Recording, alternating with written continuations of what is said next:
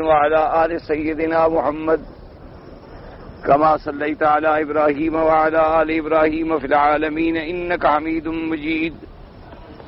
قال الله تبارك وتعالى في كلامه المجيد: أعوذ بالله من الشيطان الرجيم. بسم الله الرحمن الرحيم. وإذا قيل لهم آمنوا بما أنزل الله قالوا نؤمن بما أنزل علينا ويكفرون بما وراءه وهو الحق مصدقا لما معهم قل فلم تقتلون أنبياء الله من قبل إن كنتم مؤمنين وَلَقَدْ جَاءَكُمْ مُوسَىٰ بِالْبَيِّنَاتِ ثُمَّ اتَّخَذْتُمُ الْعِجْلَ مِن بَعْدِهِ وَأَنتُمْ ظَالِمُونَ. اللہ تبارک و تعالی نے ان آیات مبارکہ میں ارشاد فرمایا: اذا قیل لهم آمنوا بما انزل اللہ،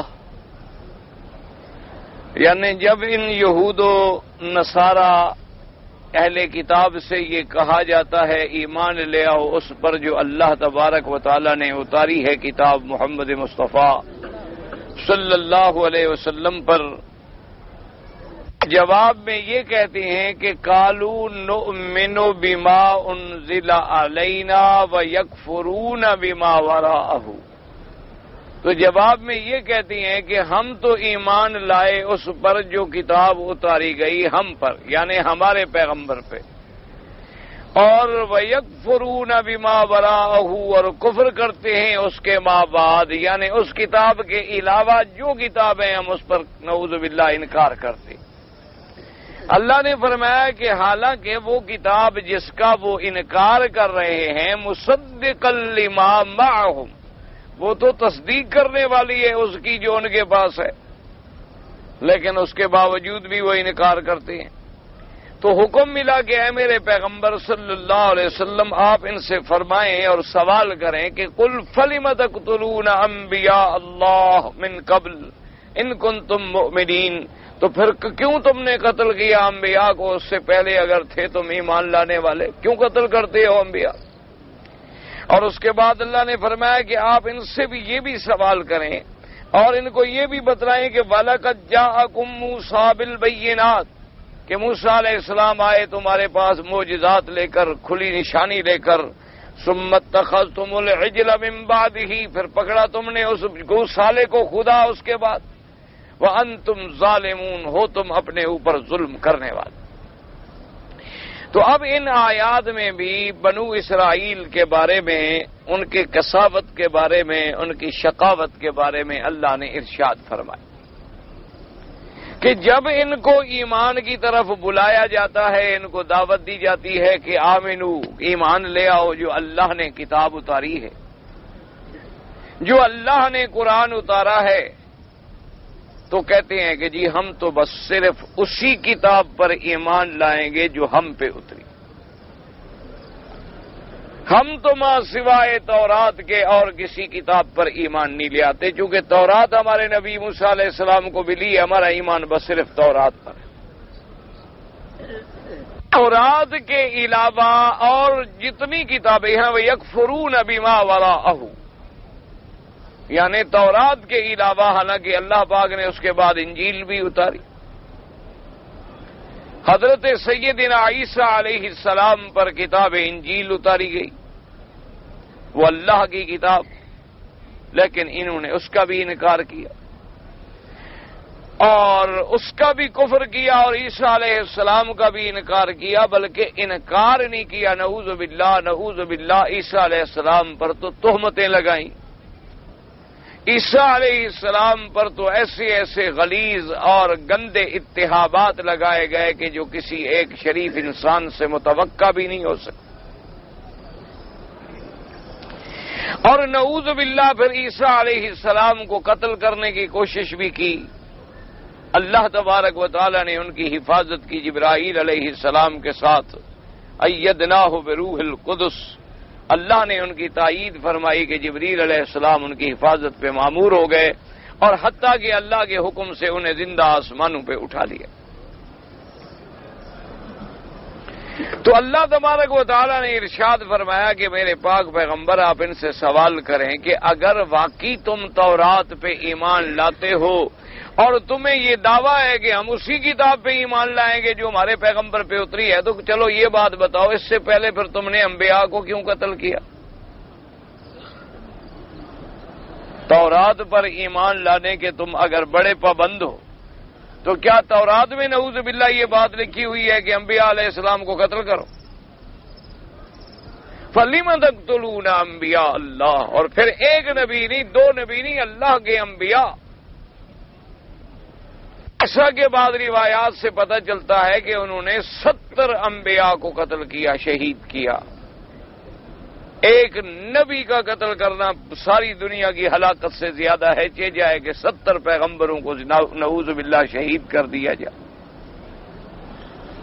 اللہ نے فرمایا اگر تم مومن ہو، ایمان والے ہو، تورات پر ہی تمہارا ایمان پکا ہے، موسیٰ علیہ السلام پر ہی تمہارا ایمان پکا ہے، اللہ کی اس کتاب پر تمہارا ایمان پکا ہے، تو پھر مومن کی یہ شان ہے کہ وہ انبیاء کو قتل کرتا ہے۔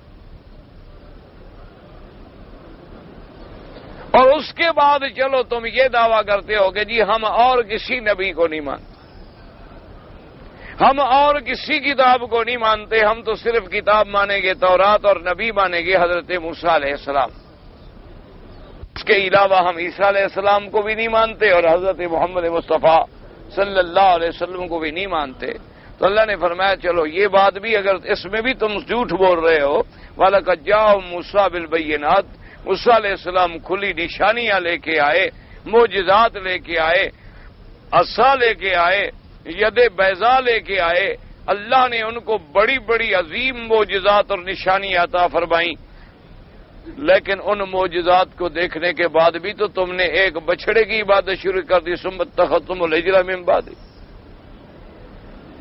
یعنی اتنے بڑے معجزے دیکھنے کے بعد کہ اللہ نے تمہیں فرعون سے چھڑایا، اللہ نے تمہیں موسیٰ علیہ السلام کی نبوت و رسالت نصیب فرمائی، اللہ تبارک و تعالی نے تمہارے سامنے موسیٰ علیہ السلام کی عزت اور معجزات کو کامیاب فرمایا اور ساحروں کے سحر کو ہمیشہ کے لیے ختم فرمایا، اللہ تبارک و تعالی نے موسیٰ علیہ السلام کے ساتھ تمہیں دریا سے نجات دی اور فرعون کو ہلاک کیا۔ اتنے معجزے دیکھ کے ابھی تمہارے پاؤں بھی خشک نہیں ہوئے تھے کہ تم نے فوراً ایک گوشالہ اور ایک بچڑا، ایک سامری نے جو ایک سونے کا گائے کا بچے کی شکل پر ایک جانور بنا لیا اور اس میں آواز آنے لگی، تم نے اس کو بھی خدا بنا لی۔ اللہ نے فرمایا وَأَنْتُمْ ظَالِمُونَ، اور تم تھے اس حال میں اپنے اوپر ظلم کرنے والے۔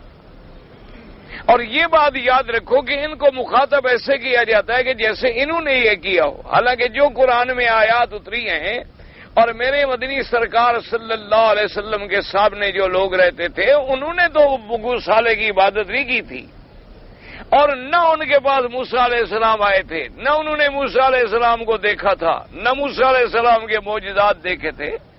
یہ تو موسیٰ علیہ السلام تو ہزاروں سال پہلے گزر گئے، لیکن چونکہ ان کے آباء و اجداد نے ایسا کیا تھا اور وہ بھی اپنے باپ دادے کے طریقے پہ قائم تھے، اسی کو پکڑے ہوئے تھے، تو لہذا مخاطب ان کو اسی طرح کیا جاتا ہے کہ تم نے ایسا کیا، تم نے ایسا کیا، تم نے ایسا کیا، حالانکہ کرنے والے ان کے باپ دادا تھے، کرنے والے ان کے آباء و اجداد تھے، اور پھر وہ آباء و اجداد کے راستے کو غلط کہہ دیتے تب بھی بات تھی، لیکن وہ کہتے تھے کہ نہیں ہم تو اپنے باپ دادے کے راستے پہ۔ تو جب کوئی اسی راستے پہ ہو تو گویا اس نے بھی اسی طرح کیا جو پہلو نے کیا۔ اس لیے اللہ تبارک و تعالی ان کو مخاطب فرماتے ہیں، ہر بات میں خطاب ایسے ہوتا ہے جیسے اللہ نے فرمایا فَلِمَ تَقْتُلُونَ انبیاء اللہ، تو انہوں نے تو نبی نہیں قتل کیے تھے، وہ تو ان کے بڑے جو گزرے انہوں نے کیے تھے۔ اسی طرح اللہ نے فرمایا وَلَقَدْ جَاءَكُم مُوسَىٰ بِالْبَيِّنَاتِ، موسیٰ علیہ السلام تمہارے پاس آئے نشانیاں لے کر، حالانکہ ان کے پاس تو نہیں آئے تھے، وہ تو آئے تھے ان کے باپ دادوں کے پاس، لیکن چونکہ یہ بھی انہی کے طریقے پہ قائم تھے، انہی کے نقش قدم پہ چل رہے تھے، تو اللہ تبارک و تعالی نے ان کو مخاطب فرما دیا اور ارشاد فرما دیا۔ اب مفسر رحمۃ اللہ علیہ ارشاد، چونکہ یہ آیات الحمدللہ بار بار پڑھ چکے ہیں تو زیادہ تفصیل کی پھر ضرورت نہیں ہوتی۔ یقول تعالی وَإِذَا قِيلَ لَهُمْ أَيْ لِلْيَهُودِ أَمْثَالٌ مِّنْ أَهْلِ الْكِتَابِ، اللہ نے فرمایا کہ جب ان یہود کو یا یہودیوں کی طرح جو اور اہل کتاب یعنی نصرانی ان کو کہا جاتا ہے آمنوا بما انزل اللہ علی محمد صلی اللہ علیہ وسلم صدقوا واتبعوا، کہ ایمان لے آؤ جو کچھ اتارا اللہ نے محمد مصطفیٰ پر اور اس کی تصدیق کرو اور اس کی اتباع کرو۔ قالوا نؤمن بما انزل علینا، اور یاد رکھو اس سے ایک مسئلہ سمجھ آ گیا، اس مسئلے کو ہمیشہ ذہن میں رکھنا۔ آج کل جو ہے نا بڑے ہمارے جدید تعلیم یافتہ لوگ جو ہیں بیچارے وہ اس دھوکے میں بھی ہیں، وہ کہتے ہیں کہ جی یہ نصرانی ہیں یا یہودی ہیں تو ان سب کو آپ لوگ کافر کہتے ہیں اور ان کو جہنمی کہتے ہیں، حالانکہ وہ بھی تو اللہ کی ایک کتاب کو مانتے ہیں۔ بہرحال چلو قرآن کو نہیں مانتے لیکن وہ تورات کو مانتے ہیں، انجیل کو مانتے ہیں، اللہ کو مانتے ہیں، آخرت کو مانتے ہیں، جنت جہنم کو مانتے ہیں، اور پھر کام بڑے اچھے اچھے کرتے ہیں۔ جہاں مسلمانوں کو تکلیف ہوتی ہے تو وہ ڈاکٹر دوائیں لے کے پہنچ جاتے ہیں، جہاں سردی پڑتی ہے تو وہاں کمبل اور رضائیاں پہنچاتے ہیں، جہاں کوئی قحط پڑتا ہے تو وہاں آٹا اور گندم اور دالیں اور کھانے کی چیزیں پہنچاتے ہیں۔ بڑے اچھے کام کرنے والے ہیں، تو ایسے اچھے اور شریف قسم کے جینٹل مین لوگ جو ہیں ان کو بلا وجہ بس ہم کہہ دیں کہ کافر ہیں اور جہنمی ہیں۔ اس کے مقابلے پہ دیکھو جی، مسلمان چوری کرتے ہیں، مسلمان ڈاکے ڈالتے ہیں، مسلمان ایک دوسرے کا گلا کاٹتے ہیں، مسلمان سود کھاتے ہیں، مسلمان ایسا کرتے ہیں، تو وہ ایسا ایک تقابل کا نقشہ کھینچتے ہیں کہ لوگوں کے دلوں میں یہود اور نصارہ اور ان لوگوں کی محبت پیدا ہو جائے کہ بھئی یہ بھی اچھے لوگ ہیں، کوئی ایسی بات نہیں، چلو ہماری کتاب کو نہیں مانتے تو اللہ کی کسی دوسری کتاب کو تو مانتے۔ تو اس لیے یہ مسئلہ سمجھ لیں کہ اگر یہی بات ہوتی تو جو یہودی اور نصرانی میرے سرکار کے زمانے میں تھے وہ بھی تو اپنی اپنی کتاب کے ماننے کے دعوے دار تھے، تو پھر ان کو دوبارہ ایمان کے دعوت دینے کی ضرورت ہی کیا تھی؟ پھر تو ان کو بھی حضور یہی فرما دیتے کہ اچھا بھائی ٹھیک ہے، تم اپنی کتاب کو مانتے رہو، ہم اپنی کتاب کو مانتے رہیں گے، تم بھی مسلمان ہو ہم بھی مسلمان ہیں، آپ کا اور ہمارا تو جھگڑا کوئی نہیں۔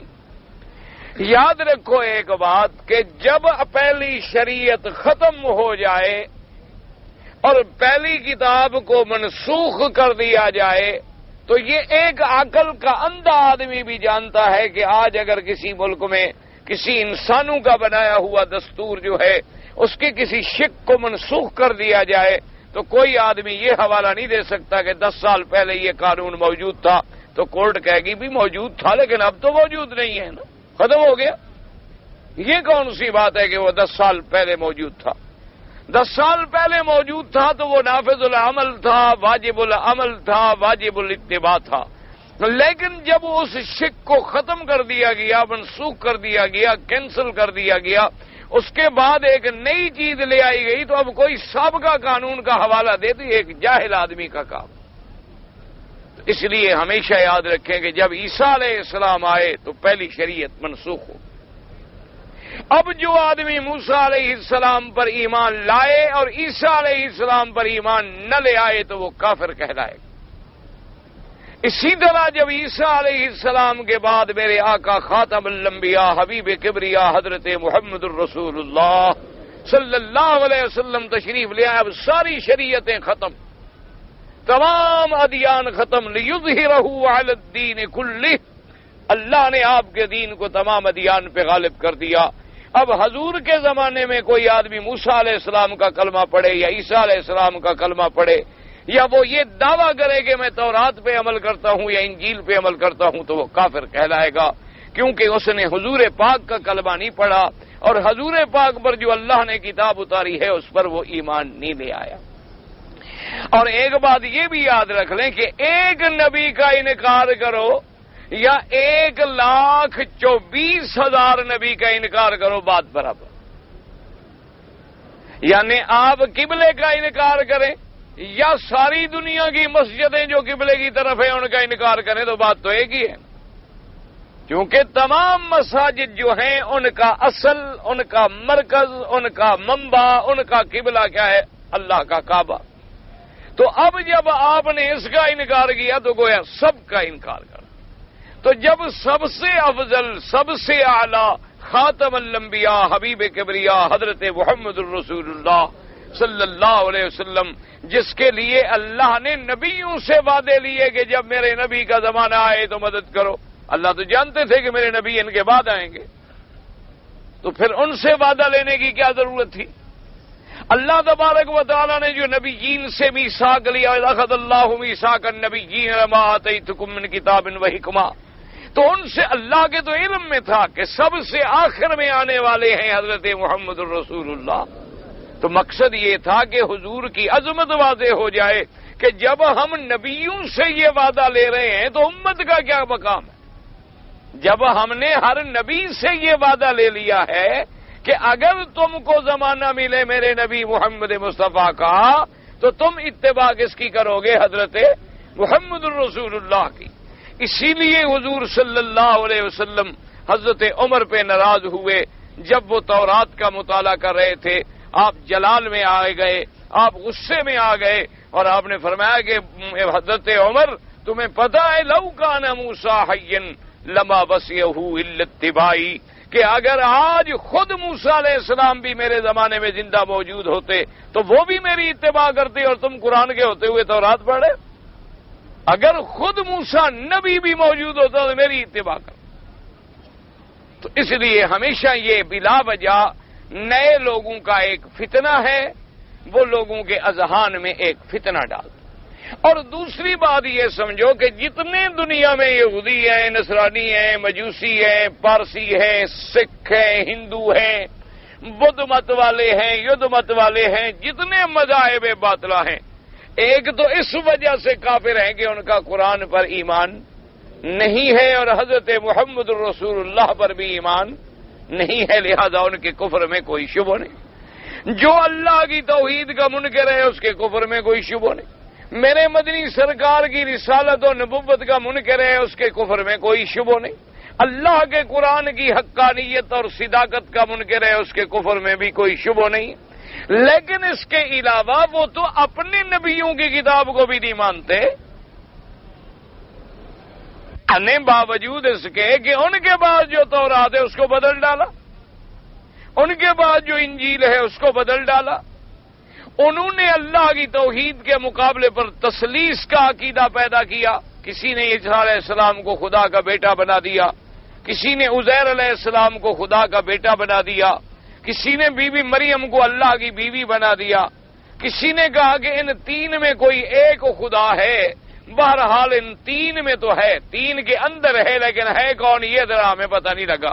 ثالث و ثلاثہ، تو یہ عقیدے جب گھڑ لیے تو اس وجہ سے بھی وہ کافر ہے کہ توحید کے مقابلے پر تثلیث کا عقیدہ رکھنے والا، توحید کو چھوڑنے والا اور تثلیث کو ماننے والا، یا اللہ کی ذات اور صفات کے اندر نعوذ باللہ شرک کرنے والا، اس کے کفر کے اندر کسی کو کیا شبہ ہو سکتا ہے؟ لہذا ہمیشہ یاد رکھیں کہ یہ دھوکہ ہوتا ہے کہ یہ جناب شریف آدمی ہیں، مسلمانوں کی مدد کرتے ہیں۔ کسی کی مدد کرنے سے آدمی کا جرم تو ختم نہیں ہو جاتا، کسی کی مدد کرنے سے کوئی عقیدے میں تو فرق نہیں پڑ جاتا۔ اب اگر ایک آدمی مثلا ایک ڈاکو ڈاکہ مار کے لوگوں کو، غریبوں کو جا کے مال تقسیم کر دے تو کوئی عقل والا آدمی تو یہ نہیں کہہ سکتا کہ جی بڑا اچھا کام ہے، دیکھو جی ہے خیر ڈاکہ مارتا ہے، لوگوں کو قتل کرتا ہے، لیکن جی غریبوں کو کھلا دیتا ہے۔ یہ کون سی انسانیت ہے کہ 2 انسانوں کو قتل کرو اور 4 انسانوں کو کھلا دو؟ یہ کوئی انسانیت؟ تو ہمیشہ یاد رکھیں کہ سب سے پہلے اس لیے حضور نے فرمایا کہ جس کو میری نبوت کا زمانہ ملا وما آمن بی، اور مجھ پر ایمان نہیں لے آیا، چاہے وہ یہودی ہو، نصرانی ہو یا اور کسی مذہب سے تعلق رکھتا ہو، فرمایا وہ کافر ہے، کیونکہ میں آخری نبی ہوں اور میری شریعت آخری شریعت ہے، مجھ پہ جو کتاب اتری ہے وہ آخری کتاب ہے، اور میری نبوت کے بعد جو آدمی میری نبوت اور رسالت پر ایمان نہ لے آئے اس کے کفر میں کوئی شبہ نہیں۔ اسی لیے اب دیکھیں وَإِذَا قِيلَ لَهُمْ آمِنُوا بِمَا أَنزَلَ اللَّهُ، اگر وہ لوگ مسلمان تھے تو پھر ان کو ایمان کی دعوت دینے کا کوئی سوال ہی پیدا نہیں ہوتا۔ اللہ نے فرمایا جب ہم ان کو کہا جاتا ہے کہ ایمان لے آؤ، کیا معنی حضور کے آنے کے بعد کوئی تورات پہ دعویٰ کرے، کوئی موسیٰ علیہ السلام کی نبوت پر ایمان لائے، وہ مومن نہیں کہلائے گا، مسلمان نہیں کہلائے گا۔ ہاں یہ بات یاد رکھیں کہ اگر موسیٰ علیہ السلام پر ایمان رکھتا تھا اور عیسیٰ علیہ السلام پر ایمان رکھتا تھا، پھر حضور پر بھی ایمان لے آیا، اولئک یؤتون اجرہم مرتین، اللہ نے فرمایا ہم ان کو دوہرا اجر دیں گے، ایک اپنے نبی پر عمل ایمان لانے کا اور ایک حضرت محمد مصطفیٰ پر ایمان لانے کا۔ لیکن اگر کفر کرے، ایک نبی کا انکار کرے، تو گویا 1,24,000 نبی کا انکار کر دیا، کیونکہ قاعدہ ہے کہ جو آدمی نبی پر ایمان لائے اس کو سارے انبیاء پر ایمان لانا ہوگا۔ جیسے فرمایا لا نفرق بین احد من رسلہ، کہ ہم کوئی اس میں تفریق نہیں کریں گے کہ اس رسول پہ ایمان لائیں اور اس رسول پہ ایمان نہ لے آئیں۔ تو اس لیے اللہ نے فرمایا وَإِذَا قِيلَ لَهُمْ آمِنُوا بِمَا أَنزَلَ اللَّهُ، اللہ نے جو اتارا ہے علی محمد صلی اللہ علیہ وسلم صدقوه واتبعوه، اس کی تصدیق کریں اور اتباع کریں۔ تو یہ جواب میں کیا کہتے ہیں؟ قالوا نؤمن بما انزل علینا ای یکفینا الایمان بما انزل علینا من التوراۃ والانجیل ولا نقر الا بذلک، اور یہ بدبخت یہ کہتی ہیں کہ ہمیں تو بس اسی کتاب پر ایمان کافی ہے جو ہم لے آئے ہیں، ہمیں وہی کتاب کافی ہے، ہمیں موسیٰ علیہ السلام کی کتاب کافی ہے، ہمیں عیسیٰ علیہ السلام کی کتاب کافی ہے، ہم تورات و انجیل کے سوا کسی کتاب پر ایمان نہیں لے آتے۔ وَيَكْفُرُونَ بِمَا وَرَاءَهُ بِمَا وَرَاءَهُ كَمَنَ بِمَا بَعْدَهُ، اور وہ کفر کرتے ہیں جو کتابیں اس کے بعد ہیں، حالانکہ وہ کتاب بھی ایسی اللہ نے اتاری وَهُوَ الْحَقُّ مُصَدِّقًا لِمَا مَعَهُمْ أَيْ وَهُمْ يَعْلَمُونَ أَنَّمَا أُنزِلَ عَلَى مُحَمَّدٍ صلی اللہ علیہ وسلم الحق مصدقا لما معهم۔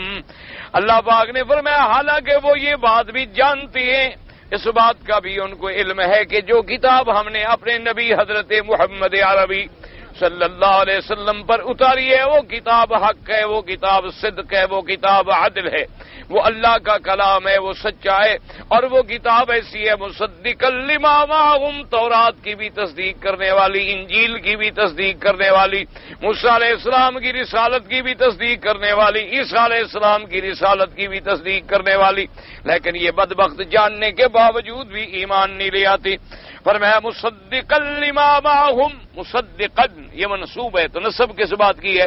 علماء نحو کے نزدیک منصوب الحال ہے، ای فی حال تصدیقہ لما معهم من التوراۃ والانجیل فالحجۃ قائمۃ علیہم بذلک کما قال تعالی، معنی یہ ہوگا کہ مصدقا لما معهم منصوب علی الحال، یعنی فی حال تصدیق ہی لما معهم، یعنی اس حال میں کہ یہ کتاب تصدیق کرنے والی ہے اس کتاب کی جو ان کے پاس ہے، تورات کی اور انجیل کی۔ تو نتیجہ کیا نکلا کہ والحجۃ قائمۃ علیہم بذالک، اب اللہ کی حجت ان پہ پوری ہو گئی کہ ان نے ایمان نہ لے آئے، باوجود جاننے کے، باوجود یہ سمجھنے کے کہ قرآن سچا ہے، باوجود یہ سمجھنے کے کہ محمد مصطفیٰ اللہ کا پیغمبر سچا ہے، لیکن اس کے باوجود یہ بغض سے بغیاً و حسداً کفراً و عناداً یہ انکار کر گئے۔ تو جب اللہ کی حجت پوری ہو گئی تو اب اللہ ان پہ عذاب دیں گے۔ جیسے اللہ نے دوسری جگہ فرمایا الذین آتیناہم الکتاب، الذین آتیناہم الکتاب یعرفونہ کما یعرفون ابناءہم، اللہ نے فرمایا یہ جن لوگوں کو ہم نے کتاب دی ہے یعنی اہل کتاب ہے، چاہے وہ یہودی ہیں یا نصرانی ہیں، وہ میرے مدنی کی صداقت کو جانتے ہیں، نبوت کو جانتے ہیں، اور میرے نبی کو ایسے جانتے ہیں جیسے اپنی اولادوں کو پہچاننے میں غلطی نہیں ہوتی۔ اب دیکھیں نا جی، انسان ہے، ہزاروں کا مجمع ہو، آدمی اپنے بیٹے کو کیسے پہچان لیتا ہے؟ ہزاروں کا مجمع میں آدمی کے بیٹے کی آواز ہوگا، میرا بیٹا بول رہا ہے جی، میرے بیٹے کا نہیں بھائی، وہ کہے نہیں جناب ابھی دیکھیں کمال ہے، میں اپنے بچے کی آواز کو نہیں پہچانتا۔ تو اللہ نے فرمایا جیسے ان کو اپنی اولادیں پہچاننے میں شبہ نہیں، اسی طرح ان کو یقین ہے کہ محمد مصطفیٰ سچے ہیں، لیکن اس کے باوجود بھی یہ بدبخت ایمان نہیں لے آتے، یہ اس کے باوجود بھی نہیں مانتے اور انکار کرتے۔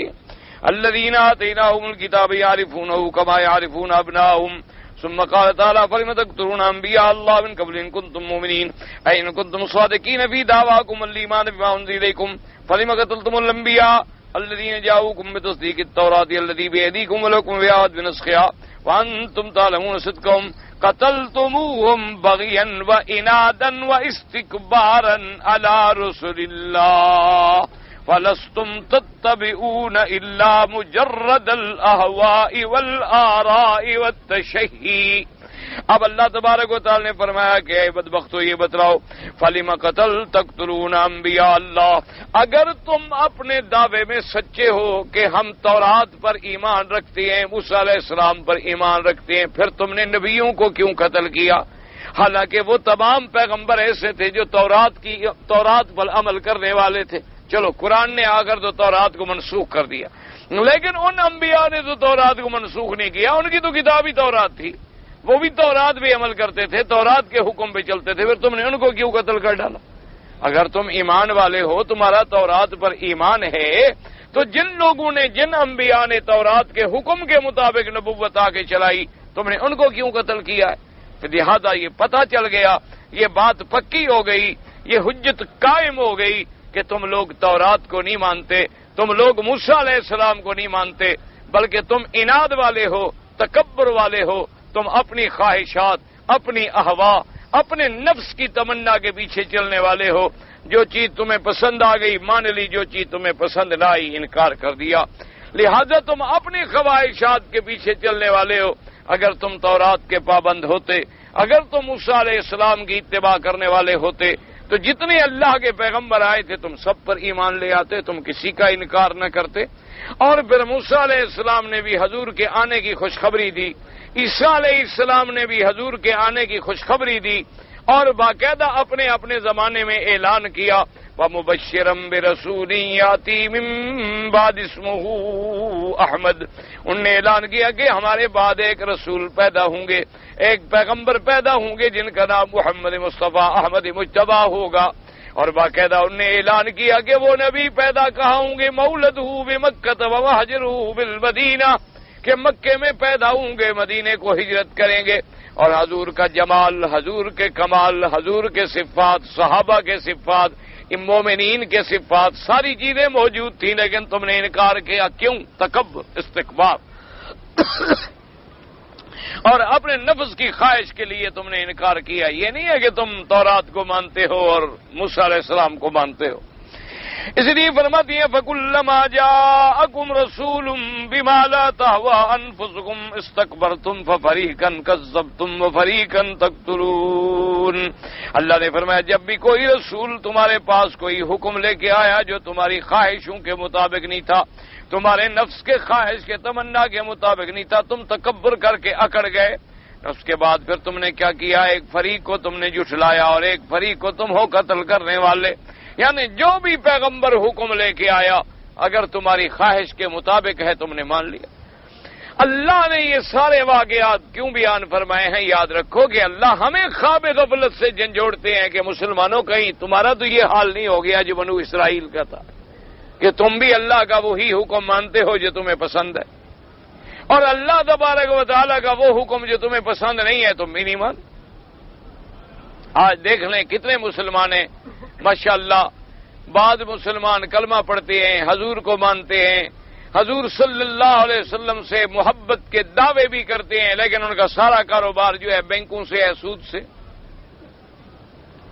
اور ان کو کہا جائے وہ کہتے ہیں جی سود کے بغیر ہمارا گزارا نہیں ہوتا۔ بھئی جب سود کو اللہ نے حرام کر دیا، جب سود لینا، دینا، کھانا، کھلانا، گواہی دینا، شہادت دینا، لکھنے والا، لکھوانے والا، سب پہ اللہ نے لعنت فرما دی، جب اللہ نے فرمایا کہ سود کھانے والے جو ہیں وہ میرے ساتھ جنگ کے لیے تیار ہو جائیں، فَأَذَنُوا بِحَرْبٍ مِّنَ اللَّهِ وَرَسُولِهِ، تو اس سے بڑی دشمنی خدا کے ساتھ کرتے ہو، پھر کیا مطلب ہے کہ ہم مسلمان ہیں اور ہمارا ایمان ہے اور جی ہمیں حضور پاک سے بڑی محبت ہے؟ کتنے مسلمان ہیں جو اپنی لڑکیوں کی شادی نہیں کرتے کہ جائیداد دینی پڑے گی؟ کتنے مسلمان ہیں جنہوں نے اپنی لڑکیوں کو میراث سے محروم کیا کہ جی وہ لڑکی کو کیا دینا ہے، جی وہ تو شادی ہو جائے گی، دوسرے گھر میں چلی جائے گی، بس اس کو جائیداد دینے کی جی کیا ضرورت، لڑکیوں کو محروم کر دیا۔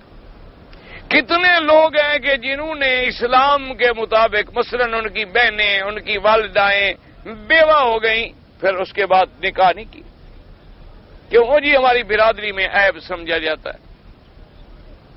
اتنے لوگ ہیں کہ آج اللہ تبارک و تعالی رحمت فرمائے جو بڑا اس حضور کی محبت کا دعویٰ بھی کرتے ہیں، بلکہ بعض نوجوان یعنی حضور کے عشق میں جانیں بھی قربان کر دیتے ہیں، لیکن کہو داڑھی رکھ لو، وہ نہیں رکھتے، کیوں؟ وہ نفس کو پسند نہیں۔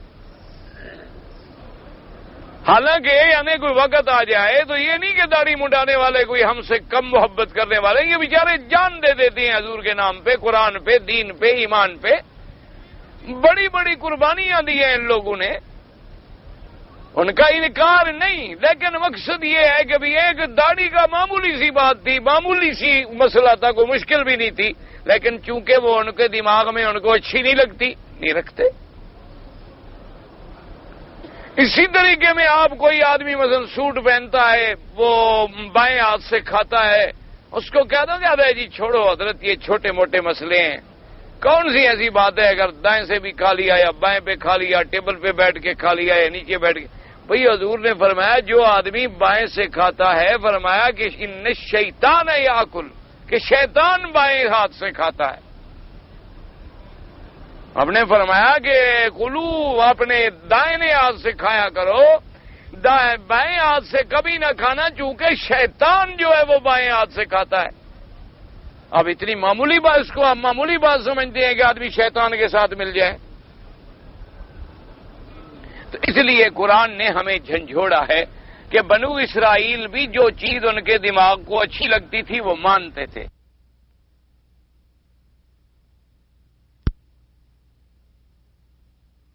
تم بھی اسی طرح نہیں کر رہے ہو، اگر تم نے ایسا کیا تو پھر ہم بھی اسی طرح کریں گے جیسے بنو اسرائیل پہ عذاب آئے کہ ایک عذاب ختم ہوتا تھا دوسرا آ جاتا تھا۔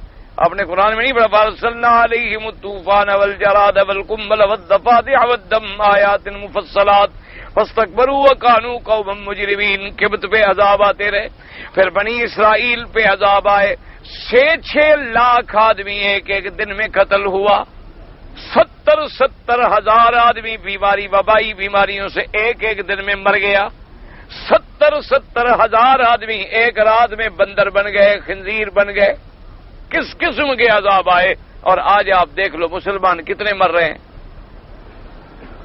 ایک ایک دن میں، ذرا گنو تو صحیح نا، ہر ملک میں مسلمانوں کا عدد ذرا شام تک نکالو کہ ایک دن میں مسلمان کتنے مرتے ہیں۔ ایک دن میں کتنے مسلمان ہیں جو آج صرف اس وجہ سے کہ ان ملکوں میں سردی پڑ گئی ہے اور ان کے پاس کپڑا نہیں ہے، سب شام کو ایسے بیٹھے ہوں گے اسی طرح سردی میں اکڑ جائیں گے اور مر جائیں گے۔ کتنے مسلمان ہیں جو اس وجہ سے مر رہے ہیں کہ ان کے پاس کھانے کو روٹی نہیں۔ کتنے مسلمان ہیں جو اس وجہ سے مر رہے ہیں کہ بھائی کی گردن کاٹ رہا ہے، وہ کہتا ہے میں بیٹھوں گا کرسی پہ، وہ کہتا ہے میں بیٹھوں گا کرسی پہ۔ یہ کیا ہے؟ یہ ہمارے ان اعمال کی سزا ہے جو ہم نے اللہ کے قرآن کو، اللہ کے رسول کو چھوڑا ہے، اس کی سزا کے طور پہ کبھی یہ عذاب مل گیا، کبھی وہ عذاب مل گیا، کبھی وہ عذاب مل گیا۔ اللہ عذاب کا کوڑا برساتے ہیں، اور قومیں اگر بیدار ہو جاتی ہیں اور گر جاتی ہیں، توبہ کرتی ہیں تو معافی مل جاتی، اور قومیں اگر نہیں گرتی ہیں تو پھر ایسا عذاب آ جاتا ہے کہ نام ہی مٹ جاتا ہے۔ اس لیے اللہ تبارک و تعالی نے بار بار تنبیہ فرمائی کہ فَكُلَّمَا جَاءَكُمْ رَسُولٌ بِمَا لَا تَهْوَىٰ أَنفُسُكُمْ اسْتَكْبَرْتُمْ، کہ جب بھی کوئی رسول پیغام لے کے آیا جو تمہیں پسند نہیں تھا تم اکڑ گئے، فریقاً کذبتم و فریقاً تقتلون، ایک فریق کو تم نے تکذیب کی اور ایک فریق کو تم نے قتل کر ڈالا۔ اسی فرماتے ہیں وقال الصدیق فی هذه الآیۃ یعیرهم اللہ تبارک و تعالی، اللہ تبارک و تعالی اس آیت میں بھی ان کو تانا دلاتے ہیں کہ قل فلم تقتلون انبیاء اللہ من قبل ان کنتم مؤمنین۔ وقال ابو جعفر بن جریر قل یا محمد صلی اللہ علیہ وسلم یہود بنی اسرائیل اذا قلت لهم آمنوا بما انزل الله قالوا نؤمن بما انزل علينا لما تقتلون ان كنتم مؤمنين بما انزل الله انبياء الله يا معشر اليهود وقد حرم الله في الكتاب الذي انزل عليكم قتلهم بل امركم باتباعهم وطاعتهم وتصديقهم وذلك من الله تكذيب لهم في قولهم نؤمن بما انزل علينا وتعيير لهم۔ ابو جعفر بن جریر نے اپنی تفسیر میں لکھا، اللہ نے فرمایا کہ قل یا محمد صلی اللہ علیہ وسلم، بنی لیہود بنی اسرائیل اذا قلت لهم آمنوا بما انزل اللہ، اللہ نے فرمایا کہ آپ ان یہودیوں سے کہیں کہ ایمان لے آؤ اس کتاب پہ جو اللہ نے اتاری ہے حضرت محمد مصطفیٰ صلی اللہ علیہ وسلم پر. قالوا نؤمن بما انزل علینا، اور یہ کہتی ہیں کہ ہم ایمان لائے فقط اس کتاب پہ جو اتاری گئی ہم پر. تو اللہ نے فرمایا میرے مدنی آپ ان سے فرمائیں کہ اگر تم ایمان لائے اس کتاب پر جو اللہ نے اتاری تو ہمیں یہ بتاؤ اللہ نے ان کتابوں میں حرام کر دیا تھا کہ کسی کو قتل کیا جائے، اللہ نے تم کو حکم دیا تھا کہ انبیاء کی اتباع کریں، انبیاء کی اطاعت کریں، انبیاء کی تصدیق کریں، اور اللہ پاک نے یہ حکم دیا لیکن اس کے باوجود تم نے تکذیب کی، تم نے اللہ کے انبیاء کو قتل کیا. فَلِمَ تَقْتُلُونَ أَنبِيَاءَ اللَّهِ مِن قَبْلُ إِن كُنتُم مُّؤْمِنِينَ، اگر تم ایمان والے ہوتے، اگر تم اللہ کی تورات پہ عمل پیرا ہوتے، اگر تم اللہ کی کتاب پہ عمل پیرا ہوتے تو اللہ کے انبیاء کو تو کبھی قتل نہ کرتے. وَلَقَدْ جَاءَكُم مُوسَىٰ بِالْبَيِّنَاتِ ثُمَّ اتَّخَذْتُمُ الْعِجْلَ مِن بَعْدِهِ وَأَنتُمْ ظَالِمُونَ. وَلَقَدْ جَاءَكُم مُوسَىٰ بِالْبَيِّنَاتِ أي بالآيات الواضحات والدلائل القاطعات على أنه رسول الله وأنه لا إله إلا الله. اور تحقیق ہے موسیٰ علیہ السلام تمہارے پاس دلائل لے کر، آیات بینات لے کر، معجزات لے کر، اور ایسی کھلی کھلی نشانیاں لے کر جو دلالت کر رہی تھی اس بات پہ کہ وہ اللہ کے رسول ہے، اور اللہ کی توحید کا جو انہوں نے دعوت دی ہے وہ صدق ہے، وہ حق ہے کہ انہ لا الہ الا اللہ. اور وہ نشانیاں جو اللہ نے ان کو دی تھی وہ کیا کیا تھیں؟ طوفان والجراد والکمل، کہ کبھی طوفان آیا، کبھی مکڑی آئی، کبھی وہ جوئیں آئیں، والضفادع اور کبھی مہڈک آئے، والدم اور کبھی خون آیا، والعصا والید البیضاء اور کبھی وہ عصا اس کے معجزات. اور اسی طرح اللہ نے ان کو ید بیضاء عطا فرمایا کہ ہاتھ نکالیں تو سورج کی طرح روشن ہو جائے. اور اس کے بعد فرمایا وفرق البحر وتزیہم بالغمام والمن والسلوى والحجر وغیر ذلک من الآیات. پھر اللہ تبارک و تعالی نے معجزے کے طور پر تمہارے لیے دریا کو پھاڑ دیا، تم دریا سے گزر گئے. اور جب تمہیں تیہ میں دھوپ نے ستایا تو اللہ نے تمہارے اوپر بادل کا سایہ کر دیا. اور جب تمہیں بھوک نے ستایا اللہ نے تمہیں من و سلوہ سے غذا عطا فرمائی. اور اس کے بعد جب تمہیں پانی کی تکلیف ہوئی اللہ پاک نے ایک ایسا پتھر عطا فرمایا کہ موسیٰ علیہ السلام اس پتھر پہ عصا مارتے تو 12 چشمے جاری ہو جاتے. چونکہ بنو اسرائیل کے 12 قبیلے تھے تو چشمے بھی 12 جاری ہو جاتے کہ ہر قبیلہ اپنے اپنے چشمے سے فائدہ اٹھائے. اللہ نے فرمایا یہ سارے معجزات دیکھنے کے بعد یہی تم نے انجام کیا کہ کبھی تم بچڑے کی پجاری بن گئے، اور کبھی تم نے انبیاء کو قتل کرنا شروع کر دیا، اور کبھی تم نے موسیٰ علیہ السلام کی تکذیب کی، اور کبھی تم نبیوں کے سامنے اکڑ گئے کہ فَاذْهَبْ أَنْتَ وَرَبُّكَ فَقَاتِلَا إِنَّا هَاهُنَا قَاعِدُونَ، کہ تم جانو اور تمہارا خدا جانے جا کے جہاد کرو، ہم تو یہاں بیٹھے ہوئے ہیں. یہی تم ایمان لے آئے ہو، یہی تم نے معجزات دیکھنے کے بعد یہی ایمان لائے اور یہی انجام کیا. اس لیے اللہ تبارک و تعالیٰ فرماتی ہیں وغیر ذالک من الآیات التی شاہدوها، اس کے علاوہ کتنی نشانیاں تھیں جو موسیٰ علیہ السلام کو اللہ نے دی، ان کا تم نے مشاہدہ کیا. ثم اتخذتم العجل معبودا من دون اللہ فی زمان موسیٰ وایامہ، پھر تم نے موسیٰ علیہ السلام کے زمانے کے اندر ان کے رسالت کے دور کے اندر ہی نتیجہ کیا نکالا کہ اللہ کی توحید کو چھوڑ کے ایک بچڑے کے پیچھے لگ گئے. یعنی پوجنے پہ آئے تو کس کو پوجا؟ ایک بچڑا، ایک جانور. اس لیے دعا کریں کہ اللہ تبارک و تعالی ہمیں اور ہر مسلمان کو اپنی رحمت سے عقیدہ توحید پہ قائم رکھے. اللہ تبارک و تعالی ہم سب کو صحیح عقیدہ، صحیح ایمان اور صحیح خاتمہ نصیب فرما دے. ورنہ انسان جب بھٹکتا ہے نا جی کوئی دیر نہیں لگتی. اب دیکھیں نا کتنے عقل والا آدمی ہو اور ایک گائے کو خدا مان لے، کتنے عقل والا آدمی ہو، پڑھا لکھا آدمی ہو اور کہے کہ جی گائے جو ہے نا یہ بھی گو ماتا جو ہے یہ بھی بھگوان ہے. سانپ نکل آئے تو کہ یہ سانپ بھی بھگوان ہے. اور اسی طرح جناب اللہ تبارک و تعالی رحمت فرمائے کوئی اندھیری آ جائے کہ ہاں اس میں بھی دیوی دیوتا آ گئے. کوئی بادل گرجنے لگ جائے تو کہے اوہ آج دیوی دیوتا ناراض ہو گئے ہیں، ان کا قہر آ رہا ہے. پڑھے لکھے لوگ یعنی بگڑنے بھی آ جائیں تو مسلمہ کو نبی مان لیں اور مرزا غلام احمد کو نبی مان لیں، بلا عقل کی بات. یعنی ایمان سے کہو، مسلوں کو چھوڑو، مسئلے مسائل تو علماء کا کام. ایک طرف شان ہو میرے مدنی محمد الرسول اللہ کا، اور ایک طرف یہ مرزا ہو. ایمان سے کہو کوئی جوڑ بھی بنتا ہے کسی طرح؟ علم میں، فضل میں، عقل میں، جمال میں، کمال میں، حسن میں، خلق میں، سیرت میں، صورت میں، کسی شکل میں ذرا آپ بتائیں کوئی نسبت بھی بنتی ہے اس کو حضور پاک کی ذات سے؟ یعنی میرا مدنی محمد مصطفیٰ جمال میں وہ ایک آخری مقام تھا کہ اس جیسا کسی کو جمال نہیں ملا، اور یہ بدصورتی میں ایسا تھا کہ اس جیسی کو بدصورتی نہ ملی.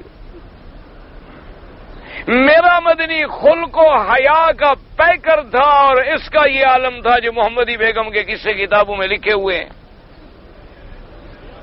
میرے نبی پاک نے تو کبھی حرام تو حرام مشتبہ چیز کی طرف بھی نظر نہیں فرمائی، اور اس کا بیٹا لکھتا ہو کہ میرا باپ جو ہے کبھی کبھی وائن ٹانک جو ہے کمزوری کو رفع کرنے کے لیے پی لیتے تھے. وائن ٹانک یعنی شراب، وائن کہتے ہیں شراب کو. یعنی بیٹے نے لکھا ہے. ہم مولوی لکھتے تو کوئی لوگ ناراض ہو جاتے بھی یہ دشمن ہے، مخالف ہے، نے لکھ دیا. اس کے اپنے بیٹے نے لکھا ہے. تو اب لوگ نعوذ باللہ اس کو نبی مانتے ہیں اور لاکھوں کی تعداد میں اکٹھے ہوتے ہیں، اور اپنی جائیدادوں کا 10%، کسی نے 20% زندگی کے لیے وقف کیا ہوا ہے کہ میری جائیداد میں 10% جو ہے یہ اس کا حصہ ہے مرزا کا. ہم لوگ تو آپ اندازہ کریں نا جی، ہم تو ہمارا تو کام صرف یہ ہے کہ چونکہ دین حق ہے اور اللہ بھی یہاں چلا رہے ہیں. ہمارے لوگوں کی گاڑی تو اس لیے چل رہی ہے نا کہ الحمدللہ ہم حق دین پر ہیں، حق نبی کو ماننے والے ہیں، سچی کتاب کے ماننے والے ہیں. ہزاروں کمزوریوں کے باوجود ہماری گاڑی چلتی جا رہی ہے. ورنہ تو کوئی حال ہے کہ ان کا اگر جلسہ ہو تو وہ جناب کم از کم 12 ملکوں میں براہ راست اسی وقت وہ تقریر 12 ملکوں میں دنیا کے ٹی وی پہ دکھلائی جائے، اور ہم مولوی تو تقریریں کرتے کرتے گلے پک جاتے ہیں، رات کو گولیاں کھاتے ہیں، دن کو غرارے کرتے ہیں، شام کو درد دیتے ہیں، پھر جا کے گولیاں پھانکتے ہیں. کیوں؟ اور سننے والے کتنے مل جائیں گے؟ 200 400 500. بڑا جلسہ ہوا 10,000 20,000 50,000 آدمی بس. لیکن وہ اگر جو کفر بکنے والا ہے اس کی تقریر کو 12 ملک براڈ کاسٹ کر رہے ہوں فوراً، کیوں؟ ان نے ٹی وی پہ وقت خریدا ہوا، اتنا پیسہ خرچ کرتے ہیں، ہم کہاں سے وہ پیسے لے آئیں؟ اور وہ پیسہ کون دے رہا ہے؟ وہی. اور ان سے پوچھو، کہتے جی سبحان اللہ بڑے مسلمان ہیں پکے ماشاءاللہ جی، بڑا دنیا میں جناب ہم نے بڑے لوگوں کو احمدی بنایا، قادیانی بنایا، یعنی کفر سے نکالا تو ایک اور کفر میں ڈال دیا بدبخت. تو فائدہ کیا ہوا؟ پہلے وہ اگر ہندو تھا تب بھی کافر تھا، قادیانی بنا تب بھی کافر ہے. فائدہ کیا ہوا اس کو قادیانی بننے کا؟ پہلے اگر سکھ تھا پھر قادیانی بن گیا، پہلے بھی کافر تھا بعد میں بھی کافر رہا. تو اس لیے ہمیشہ اللہ سے دعا کیا کریں کہ اللہ ہمیں ایمان پہ رکھے. یہ نہیں ہے کہ کوئی پڑھے لکھا آدمی زیادہ سمجھ جاتا ہے، بس یہ ہدایت اسی کے پاس ہے. وہ جس کو ہدایت عطا فرما دیں، جس پہ راضی ہو جائیں. تو جاہل سے جاہل آدمی ہوتا ہے لیکن عقیدے پہ پکا ہوتا. وہ ایک دفعہ لکھا ہے نا کہ راضی کو خیال آ گیا، اس نے کہا کہ میں اتنا بڑا عالم ہوں اور اللہ کی توحید پہ میں نے سینکڑوں دلائل قرآن سے جمع کیے ہیں. تو ایک جٹ جا رہا تھا اونٹ لے کر آگے اس نے ڈنڈا کدے پہ رکھا ہوا تھا، اور رسی جو تھی اونٹ کی مہار وہ اس ڈنڈے سے باندھی ہوئی تھی، اور گنگناتا ہوا جا رہا ہے اور پیچھے اونٹ آ رہے ہیں. تو راضی کو سوجی کہ میں اس بندے سے تو پوچھوں بیچارے کو، اس کو بھی کوئی توحید کی دلیل آتی ہے کہ نہیں آتی ہے؟ تو غریب اونٹ چلانے والا ہے، وہ ساتھ آئے السلام علیکم. وعلیکم السلام. مسلمانوں کے جی الحمدللہ خدا کو مانتے ہو نا؟ بالکل. اس نے کہا بات یہ ہے کہ تم نے خدا کو کیسے پہچانا کہ خدا ہے؟ خدا کے وجود پر تمہارے پاس کوئی دلیل ہے؟ تو وہ جو اونٹ چرانے والا تھا نا جی، وہ اسی طرح وہ ڈنڈا بھی اسی طرح کندھے پہ ہے اور مسکرایا، کہنے لگا واہ مولوی صاحب واہ، اتنی بڑی داڑھی ہے، خدا کے لیے ایسی باتیں پوچھتے ہو یار کہ خدا ہے کہ خدا نہیں ہے؟ یہ دیکھو کیا ہے؟ اس نے کہا ابھی یہ تو اونٹ کا لید ہے۔ اس نے کہا یہ لید پڑی ہو تو ہمیں پتہ لگتا ہے کہ ادھر سے اونٹ گزر گیا ہے۔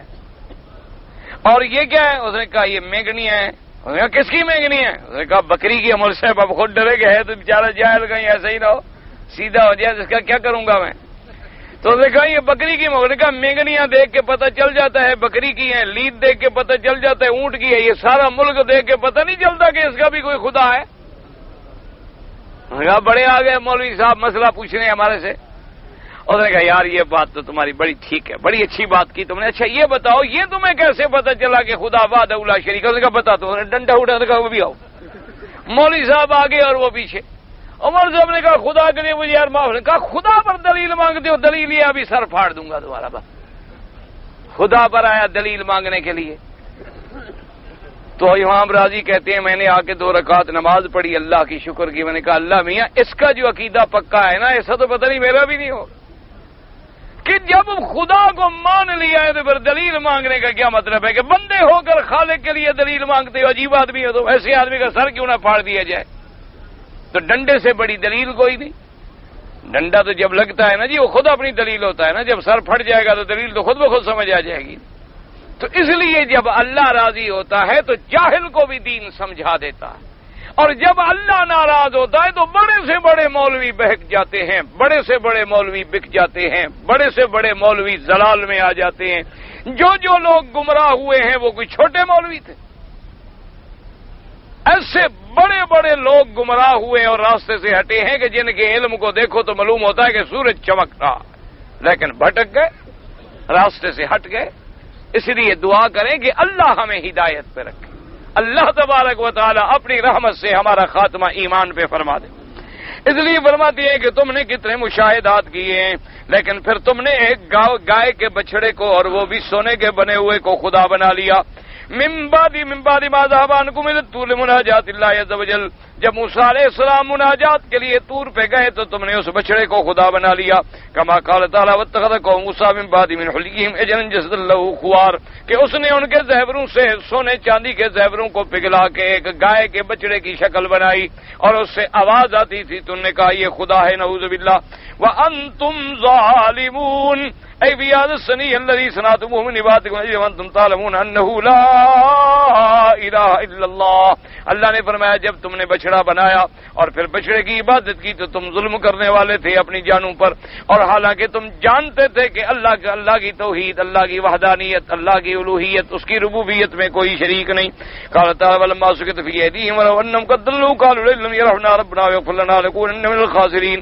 اب موسیٰ علیہ السلام جب آئے، آگے انہوں نے بچڑے کو توڑا، بچڑے کو گرایا، گراوو ان کے سامنے آ کے پڑا، اس کو جلا کے مٹی بنا دیا۔ تو اب جناب کہنے لگے کہ ہائے اللہ میاں ہم پر رحم کر، ہمارے گناہ معاف فرما، ورنہ ہم تو برباد ہو گئے کہ جو جل گیا، جو گر گیا، جو ٹوٹ گیا، یہ خدا کیسے ہو سکتا ہے؟ پھر تمہیں سمجھ آ گئی۔ اس لیے اللہ نے فرمایا اصل بات یہ ہے کہ تمہارے اندر تکبر ہے، جو چیز تمہیں پسند آتی ہے مان لیتے ہو، جو پسند نہیں آتی انکار کر دیتے ہو۔ اللہ تبارک و تعالی آپ کو اور مجھے صحیح معنوں میں اسلام پہ قائم دائم رکھیں۔ میں طواف اور صفا کر کے حج کرنے گیا تھا 8 تاریخ کو، اور واپس آ کر میں نے طواف کیا تو میرا حج ہو گیا؟ ہاں ہو گیا۔ چونکہ صفا مروہ آپ پہلے کر چکے تھے، اس لیے حج کے بعد آپ نے طواف زیارت کر لیا، صفا کرنے کی ضرورت ہی نہیں تھی آپ کو۔ بہرحال حج انشاءاللہ اللہ کی رحمت سے ٹھیک ہو گیا۔ جہاد میں اگر کوئی آدمی گیا ہوا ہے مثلاً اور اس کو کوئی عورت مل جائے یعنی دشمنوں کی، تو کیا اس کو وہ اپنی بیوی کی حیثیت میں استعمال کر سکتا ہے؟ بالکل نہیں، غلط بات ہے۔ پہلے تو یہ دیکھنا ہوگا کہ جہاد ہوتا ہی وہ ہے جو اللہ کے دین کے لیے ہو۔ اگر ملک حاصل کرنے کے لیے ہو وہ جہاد نہیں ہوتا۔ زمین حاصل کرنے کے لیے ہو، ملک حاصل کرنے کے لیے ہو، دولت حاصل کرنے کے لیے ہو، کرسی حاصل کرنے کے لیے ہو، اقتدار حاصل کرنے کے لیے ہو، جہاد نہیں ہوتا۔ جہاد ہوتا اس لیے ہے کہ ہم اللہ کے دین کو بلند کریں، اور جہاد کے لیے ضروری ہوتا ہے کہ کوئی مسلمانوں کا قائد ہو، کوئی امیر ہو، اس کی قیادت میں وہ حکم دے اور پھر جہاد کیا جائے۔ تیسری بات یہ ہے کہ جب اللہ مسلمانوں کو اس ملک پر فتح عطا فرمائے تو اس کا مال مال غنیمت ہے، اور جو سبایا ہوں گی وہ بطور کنیز کے تقسیم ہوں گی، لیکن مال غنیمت جب وہ امیر المومنین تقسیم کر کے دے گا اور تقسیم کرنے کے بعد وہ مملوکہ تیرے حصے میں آئے گی تو تب تیرے لیے حلال ہوگی۔ ایسا نہیں ہے کہ جہاں جہاد میں جا رہے تو اس ملک میں جو عورت تمہیں مل جائے، یہ کوئی مذاق ہے۔ اور پھر وہ عورتیں بھی حلال نہیں ہوتی جب تک کہ باقاعدہ اگر حاملہ ہے تو وضع حمل ہو، اگر حاملہ نہیں ہے تو ایک حیض گزارے، تب جا کر وہ اس آدمی پہ حلال ہوتی ہے۔ ایسے تھوڑا ہے مذاق کہ جو چاہو ایک عورت پکڑ لو، مجاہد ہیں، یہ اچھے مجاہد ہیں۔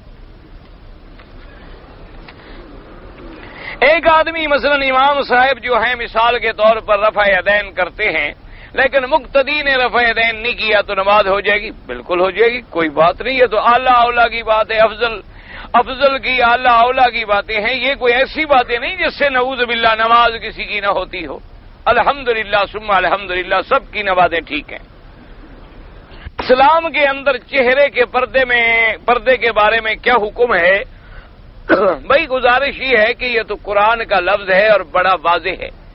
اللہ تبارک و تعالی نے فرما دیا کہ اے میرے نبی اپنی بیویوں کل ازواجک و بناتک و نساء المؤمنین، اپنی بیویوں کو، اپنی بیٹیوں کو اور مومنوں کی عورتوں کو یہ فرما دیں کہ یدنین علیہن من جلابیبہن، کہ وہ اپنے اوپر جو ہے چادر کو ڈال لیں۔ تو اب جب چادر کو اوپر ڈالنے کا حکم ہے تو معنی ہی یہی ہوتا ہے کہ اوپر ڈال کے ایسے انداز میں چادر ڈالی جائے کہ چہرے کا پردہ ہو جائے۔ اور پھر پردہ جو ہے یاد رکھیں، جیسے حکم ہے کہ مرد اپنے سر پہ احرام کی حالت میں کپڑا نہ رکھے، تو احرام کی حالت میں نہ رکھے کیا معنی؟ آگے پیچھے، اگر آگے پیچھے بھی کپڑے نہ رکھنے کا حکم ہو تو پھر احرام میں نہ رکھنے کا کیا مطلب؟ تو معنی یہ ہوا کہ احرام کے بغیر تو ہم نے سر پہ کپڑا رکھنا ہے، لیکن احرام کی حالت میں ہم نے سر پہ کپڑا نہیں رکھنا۔ اسی لیے حکم ہے کہ عورت احرام کی حالت میں چہرہ کھول دے۔ کیا معنی؟ آگے پیچھے۔ تو اگر آگے پیچھے بھی چہرہ کھولنے کا حکم تھا تو پھر احرام میں کھولنے کا کیا مطلب؟ اسی طرح حکم ہے کہ عورت کا چہرہ اور ہاتھ جو ہے اور پاؤں اگر نماز میں کھلے ہوں تو نماز ہو جاتی ہے۔ تو کیا معنی؟ یعنی باہر کھلے ہوئے نہ ہوں، صرف نماز کے وقت میں کھلے ہوں تو جائز۔ تو ایک واضح سی بات ہے، یہ تو خامخواہ لوگوں نے ایک مسئلہ بنا رکھا ہے کہ چہرے کا پردہ نہیں ہے، اور پتہ نہیں چہرے کا پردہ نہیں تو پردہ پشت کا ہوتا ہے۔ یہ اچھا پردہ ہے کہ بھی چہرے پر تو نہ ہو لیکن پشت پر ہو۔ اور پردے کا معنی کیا ہے کہ اللہ اس فتنے کو روکنا چاہتے ہیں جو اختلاط سے پیدا ہوتا ہے۔ تو فتنہ تو ہوتا ہی سب سے زیادہ چہرے پر ہے۔ سب سے پہلے آدمی چہرہ دیکھ کے فیصلہ کرتا ہے کسی کے جمال کا یا کسی کے کمال کا، اور اس کا حسن جمال جس سے متاثر ہوتا ہے آدمی وہ چہرہ ہی تو ہوتا ہے۔ آپ دیکھ لیں نا، مثلا ایک عورت ماشاءاللہ قد بھی ٹھیک ٹھاک ہو، اس کا جسم بھی ٹھیک ہو، لیکن اس کے چہرے پہ سارے چیچک کے داغ بھرے ہوئے ہیں، تو محبت کرو گے تو کہے چھوڑو یار، کوئی دیکھے گا ہی نہیں۔ تو اصل فتنے کی جگہ تو چہرہ ہے، اصل فتنے کی جگہ تو وہ نظر ہے کہ اٹھے تو بجلی پناہ مانگے، گرے تو کھانا خراب کر دے۔ اس کو اگر نہیں ڈھانکو گے تو باقی کس کو ڈھانکو گے؟ پردے ضروری ہے، بالکل اسلام میں بے حد ضرورت ہے۔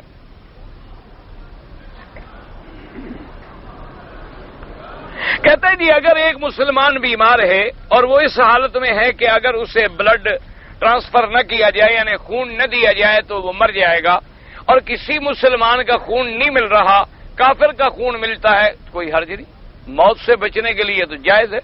کوئی ایسی مردار کھانا بھی تو جائز ہے نا، میتا پڑی ہوئی ہے مر رہا ہے تو جائز ہے کہ کھا لے۔ تو اس لیے اگر کوئی اور خون نہیں ملتا اور اس کی زندگی بچانے کے لیے غیر مسلموں کا خون آیا، اس نے خرید لیا، یا کسی کافر نے خون دے دیا اور اس کا گروپ مل گیا، مسلمان کا نہیں مل رہا، کوئی حرج نہیں، کوئی بات نہیں۔ ایک ہندو کو سزائے موت ہو جائے اور وہ وصیت کرے کہ میری آنکھیں جو ہیں کسی کو دے دی جائیں، اور وہ آنکھیں کسی مسلمان کو لگا دی گئیں، کوئی ایسی بات نہیں، لیکن کوشش یہ کریں کہ بہرحال غیر مسلم کے عضو کو لگانے سے بچیں، ورنہ ایسی حالات مجبوری میں سب کچھ ٹھیک ہے۔ اللہ تو جانتے ہیں نا کہ یہ آنکھیں مسلمان کی ہیں یا کافر کی ہیں، تمہیں قیامت میں اپنی آنکھیں عطا فرمائیں گے، اس کی آنکھوں کو جہنم میں ڈال دیں گے۔ اللہ کے آگے تو کوئی مشکل نہیں ہے، لیکن کوشش یہ کیا کریں کہ مسلمان اگر کوئی ایسا ٹرانسپلانٹ کرانے کی ضرورت پڑے تو مسلمانوں سے کرے، اور وہ بھی بحالت مجبوری. ورنہ ایک بات یاد رکھیں کہ یہ ہمارے پاس جو چیزیں ہیں سب اللہ کی امانت ہیں. ہمارا ملک تھوڑا ہے کہ ہم وصیت کریں کہ مرنے کے وقت نکال لو، میرے باپ کی ہیں. تو تم اپنی چیز دے سکتے ہو، خدا کی چیز میں کیسے وصیت کر سکتے ہو؟ مثلا مسجد میں تمہیں نماز پڑھنے کا حق ہے، جب مرنے لگو تو کہو یہ مسجد جو ہے نا جی یہ ذرا میرے بیٹے کو دے دینا، وہ یہاں اپنا گھر بنائے گا. کوئی عقل کی بات کرو، مسجد خدا کی ہوتی ہے کہ تمہارے بیٹے کی ہوتی ہے؟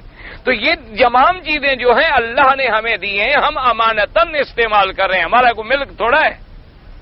آپ دیکھتے نہیں نا کسی کا بیٹا فوت ہو جاتا ہے تو دیہاتی بیچارہ جنگلی بھی ہوتا ہے، وہ کہتا ہے جی کیا افسوس کرو، اللہ کا مال تھا جی، اللہ نے اپنا مال لے لیا. وہ جی ہماری چیز تو نہیں تھی، ہمارے پاس تو جی امانت تھی.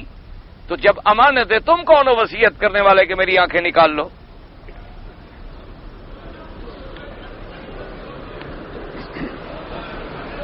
میرے چاچا جو ہیں وہ میرے دادے کو پتہ نہیں گالیاں دیتے رہتے ہیں، تو بارہ ان کے لیے دعا کرو اللہ ان کو ہدایت دے. ایسی باتوں پہ چڑو گے تو پھر ہم مولوی تو ایک دن بھی زندہ نہیں رہ سکتے. ہمیں تو روز لوگ گالیاں دیتے ہیں.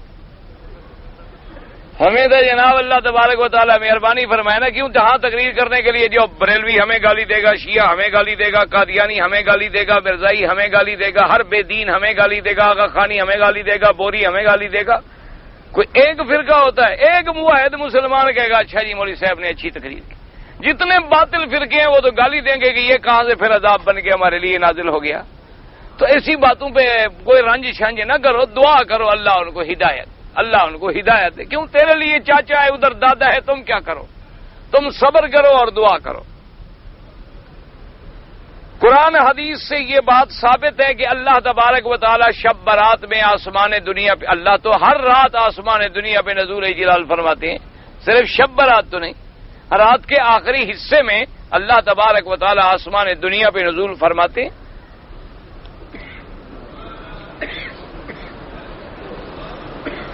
میں جہاں کام کرتا ہوں وہاں کچھ دین کی کتابیں پڑھی ہیں. مالک کے بتائے ہوئے اگر ہم وہ کتابیں پڑھ لیں تو ہمیں اجازت، مالک کے اذن کے بغیر کوئی تصرف آپ نہیں کر سکتے. اجازت مشکل ہے. مشکل کیوں ہے؟ جب دین کی کتابیں رکھنے والا آدمی ہے تو ہوگا بھی دین کے ساتھ تعلق والا. اس کو آپ درخواست بھیج دیں، خط بھیج دیں، ریکویسٹ کر لیں گے جی ہم پڑھیں گے اور اس کے بعد تو آپ کی کتاب محفوظ رکھ دیں گے انشاءاللہ. بہرحال کسی کے ملک میں بغیر اجازت کے تصرف کرنا جائز نہیں. بعض لوگ اسی طرح مسئلے پوچھتے ہیں، اللہ کی رحمت ہے کتابیں لے جاتے ہیں پھر دیتے ہی نہیں. آدھے کتب خانے ہمارے اسی طرح الحمدللہ نظر ہو. اور جی حضرت میں آگے کتاب دیکھ لیا کروں. ہاں جی دیکھ لیا کرو. اب کون روز کتابیں گنے؟ مہینے کے بعد جب ہمیں کتاب کی ضرورت پڑتی ہے کتاب غائب. 2 میٹر لمبا ہو، 2 میٹر چوڑا ہو، کتنے میٹر ہوگا مجھے تو نہیں پتا، میں کپڑا تو نہیں پیمائش کرتا رہتا. 2 میٹر لمبا ہو، 2 میٹر چوڑا ہو، کیا فرماتے ہیں علماء دین کے کپڑا کتنی لمبا ہوگا؟ کسی دکاندار سے جا کے پوچھو، آدمی شریف آدمی، مولوی کپڑے پیمائش کرتے رہتے ہیں. مجھے اپنے کپڑوں کا پتہ نہیں. عجیب آدمی.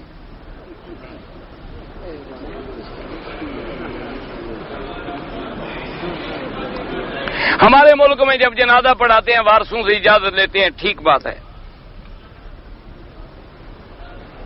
ایک جماعت اس بات پر اتفاق ہوا کہ ہر ماہ کچھ پیسے ہم جمع کریں گے اور جب پیسے اکٹھے ہو جائیں گے تو تجارت میں لگائیں گے. ہم نے پیسے اکٹھے کیے لیکن تجارت میں نہیں لگائے. تو کیا ان پیسوں پہ زکوٰۃ ہوگی؟ ان پیسے جس جس کے ہیں اس کو دے دو. اگر وہ نصاب بنے تو زکوٰۃ دے، اگر نہ بنے تو نہ دے. ایک آدمی نے اپنی بیوی کو 10 سال ہو گئے کھانا کپڑا وغیرہ بھی نہیں دیتے اور بیوی کے حقوق بھی ادا نہیں کرتے، تو وہ بیوی دوسری جگہ شادی کر سکتی ہے، بغیر طلاق کے نہیں کر سکتی. اس کو چاہیے کہ محکمے میں درخواست دے کے ایسے خامن سے خلو حاصل کرے. اگر کوئی مولوی ایسی عورت کا نکاح پڑھا دے تو بہرحال وہ نکاح نہیں ہوتا جب پہلا نکاح موجود ہے. نکاح پڑھانے والا بھی گناہگار ہے، پڑھنے والے بھی گناہگار ہیں. ایک آدمی سے میں نے پیسے لینے ہیں. میں نے جب اس سے پیسے مانگے تو وہ ناراض ہو گیا اور دینے سے انکار کر دیا کہ تم نے مجھ سے مانگے کیوں، میری توہین ہو گئی ہے. اب یہ مسجد میں پیسے لگا دوں گا. مسجد میں لگا دے، کسی کعبے میں لگا دے، تمہارا حق موجود ہے، تمہیں اب نہیں دے گا، قبر میں دے گا. یہ تھوڑا ہے کہ میں پیسے تمہارے کھا جاؤں اور مسجد میں لگا دوں. تمہارا حق ہے, نہیں دیتا کوئی فکر نہ کرو. قبر میں ضرورت ہوگی, حشر میں ضرورت ہوگی, اس دن تمہیں بڑے کام آئیں گے. یہ دنیا میں بڑا آدمی بن سکتا ہے, آخرت میں تو نہیں بن سکتا.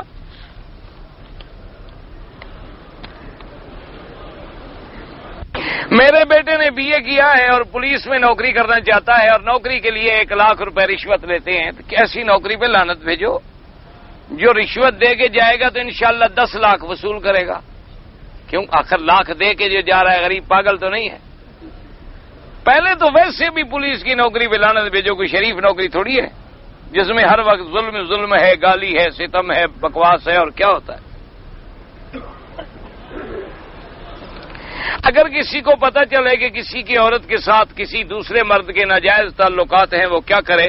طلاق دے دے, چھوڑ دے. گندی عورت ہے, چھوڑ دے, ختم. اور کیا کرے؟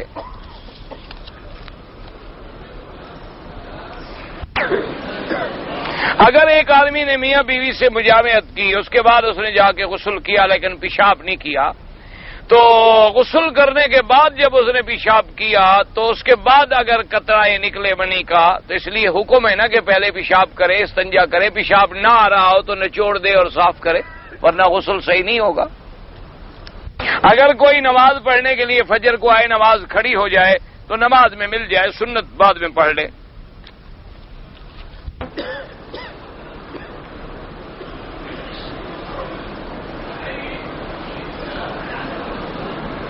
میری بہن نے عمرے کا احرام باندھا, مسجد میں گئی, 2 رکعت پڑھی, عمرے کی نیت کی, اور جب آئی تو راستے میں بیماری ہو گئی, یعنی کوئی تکلیف ہو گئی, عمرے کے ارکان ادا نہ کر سکی.